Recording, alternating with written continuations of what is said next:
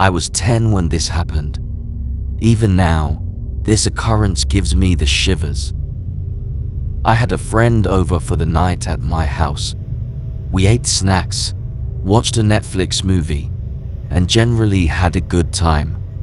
After a few hours, we became bored and decided to try something different. My friend recommended that we take 2 of my bikes and explore an abandoned house nearby. To be clear, if we had walked there, it would have taken us around an hour to arrive. If we had taken the bikes, we would have arrived in about 10 minutes. So we took our bikes and cycled until we reached the road leading to our house. We left our bicycles at the road's entrance. The house is on the left side of the road, severely damaged, old, and spooky.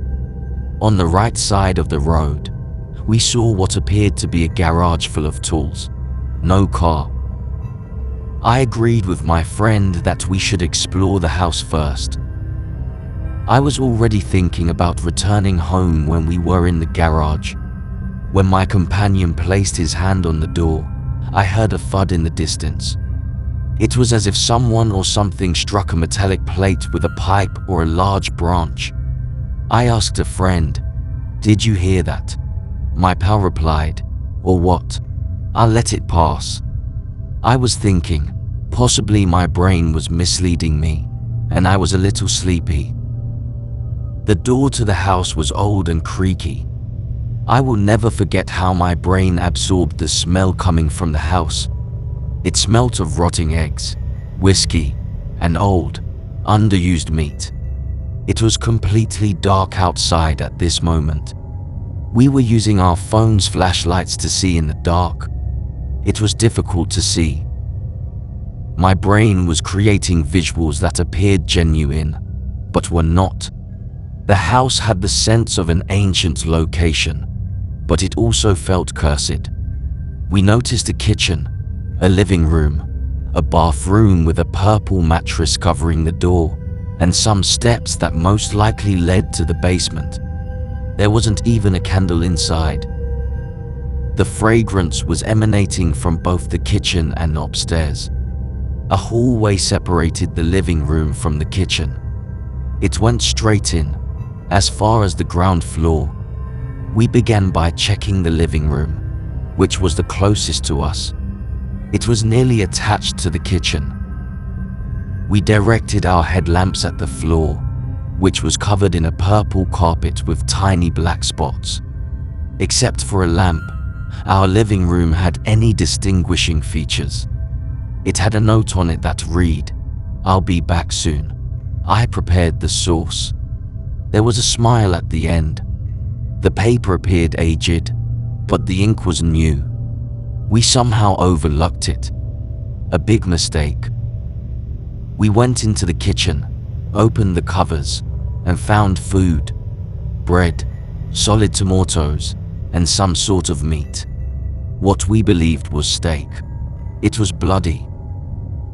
The food appeared to be fresh. However, the stench we detected came primarily from the steak. We weren't terrified before, then the chills came over us. I told my friend I wished we could go home, but he was an idiot and insisted on continuing. I had no trouble with not wanting to explore anymore, but 2 things made me want to go home. The possibility of a weird and dangerous homeless person living there, and the basement. Beginning with the basement steps, the walls were made entirely of concrete. My companion was headed towards the basement.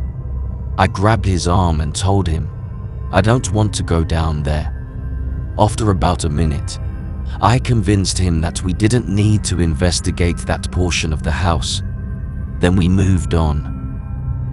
There were things tossed everywhere behind the purple mattress in the restroom, including jeans, shirts, and sweatshirts. But the strangest thing was a bathtub with a mannequin with green dyed hair. I informed my pal that we should leave. We heard a scream from outside, coming from a man. We both hurried to the window to see what was going on. and what I saw changed my life forever. Outside, there was a clown mask wearing person dragging a dead body. He was heading to a garage. We both muttered to one another, "What should we do?" I do not know. I believe there were two of them. The other one should be in the garage.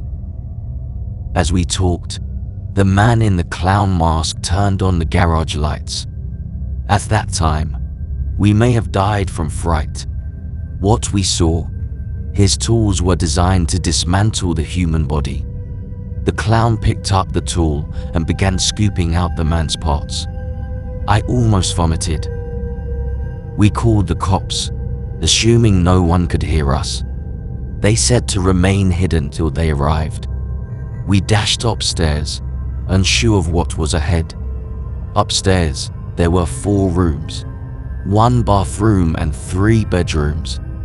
We walked to the first one with a window. After what seemed like hours, we heard the sirens of police cars. I was relieved when anything happened. We heard a cracked voice demand, "Come out. I have a lot of things you can play with." Following that, we heard the door open, not from our room, but from one of the other 3. My friend attempted to open the window softly, but after only one slight movement, he gave up since it creaked. At that point, the guy started knocking on the door. We heard the officers say, "Put your hands in the air." Then a police kicked down the front door. At the same moment, the guy at our door began scratching the door with something sharp. Then he broke inside the room. I had no alternative but to try to jump through the ancient windows, and I did. I couldn't feel the pain due to my dread. I fell in some bushes and started running towards the police cars. Then I heard someone rushing in the background. I looked and saw a clown dragging the body. He was faster than me, but a police officer noticed him and shot him in the right head. Then I noticed the other clown heading out of the home, handcuffed, with another cop following him. I was worried ill about my friend. Then my companion left the residence with another cop. That made me so happy. We were not harmed. The cuff clown was sentenced to life in prison for serial murder, peddling illicit items, stealing people's belongings, and breaking into homes. And indeed, the steak we witnessed was made from human flesh. Since then, I have never visited an abandoned house.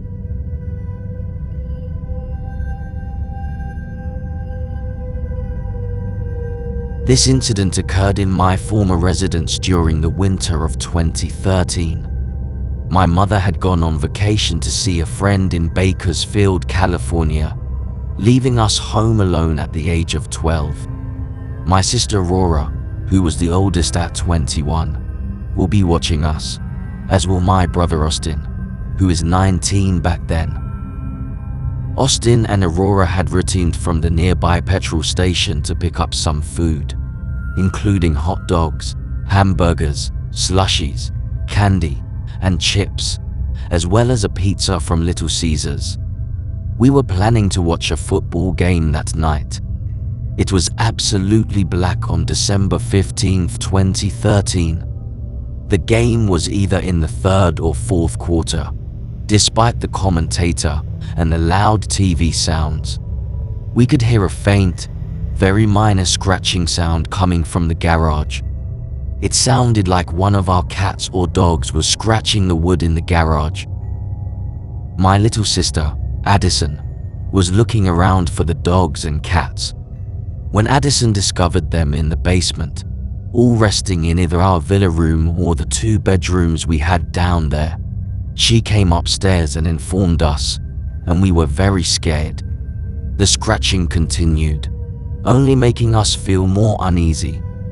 Austin and Aurora appeared scared when we heard a tremendous collapsing sound in the garage. It sounded like someone climbed up the ladder to our storage room, sorted through all of our boxes, and shuffled them. It was when you struck us. Bailey, my other sister, switched off the TV, and Ali, another of my sisters, went to turn out the lights. Addison hid in one of the basement bedrooms. Ali crouched behind the china cabinet in the other basement bedroom. I was hiding beneath my bed. Aurora and Bailey hid behind my parents' bed. Then someone opened and banged the door to our dwelling. It was a dude. Walking into the bedrooms, the man said in a gruff voice, "Aurora, Austin, Ali, Bailey, Elijah, Addison. I would like to give you some candy." He also mentioned our full names and seemed to be familiar with our middle names. The man began knocking on the 3 bedroom doors, saying that he had a bundle of candy canes and only wanted to share Christmas cheer. Austin jumped on him from behind. He actually possessed a large kitchen knife. Austin managed to keep him from stabbing or cutting him. The cops arrived a minute later, but the man remained in Austin's control. Austin had left him for about 20 seconds, and when he returned to the corridor, the man was gone. We heard the front door close, but Austin never caught the person. Unfortunately, the narrative does not end yet.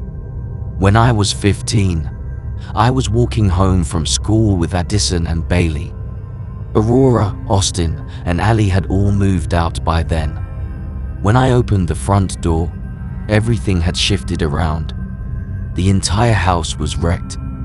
We considered this quite weird, especially because there was a strong bad odor coming from our basement. And 5 of our dogs, Rocky, Roscoe, PD, Coca, and Bingo, were clawing at the cellar door. I opened the door since Rocky, Coca, and Bingo were all German Shepherds. They weren't worried because PD and Roscoe were golden retrievers, and they were terrified.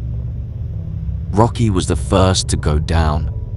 He was acting courageous, not looking in the downstairs bedroom, and began barking. Our basement bedrooms are set up like this. One is off in a separate area, with a door at the back that leads to another basement bedroom. One was our guest room/office, and off it was a storage room that had formerly served as our playroom. But Rocky was actually barking in our storage room. Bailey and Addison were hiding on the stairs, while Rocky and I were foraging in the storage room. I turned on both the fan and the light. Then I hear, "Elijah, come down here please." I jumped in, and the man from that one night in December rose up with a knife. Rocky pinned the guy to the floor and bit him profusely. I yelled for Addison or Bailey to phone the cops,